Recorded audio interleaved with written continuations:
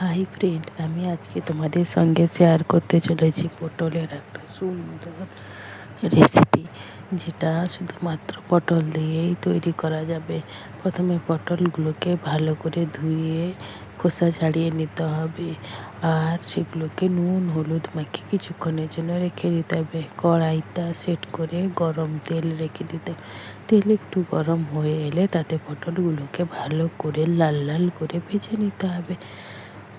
পটলগুলোকে ভাজা হয়ে গেলে সেই কড়াইতে কিছুটা পরিমাণ তেল অ্যাড করতে হবে।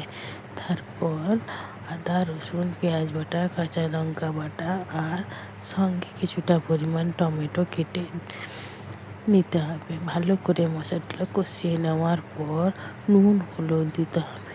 তারপর জল দিয়ে মশলাটাকে তেল বেরিয়ে এলে কিছুটা পরিমাণ ফেটানো টক দই দিয়ে দিতে হবে। তারপর কিছুটা পরিমাণ টক দই দেওয়ার পরে ওই ভেজে রাখা পটলগুলো দিয়ে দিতে হবে। দেখতে পাচ্ছেন আমি কীরকম পটলগুলো লাল লাল করে ভেজেছি, ঠিক এইভাবে পটলগুলো ভাজতে হবে। মশলা থেকে তেল ছেড়ে দিলে ফেটানো টক দই দিয়ে সবশেষে একটুখানি জল দিতে হবে। জল আপনি একটু হালকা গরম জল দিলে আরও ভালো হয়।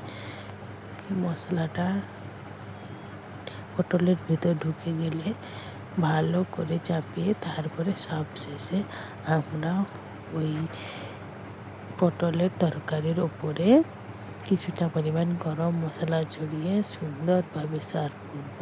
তৈরি আমাদের তেল পটল।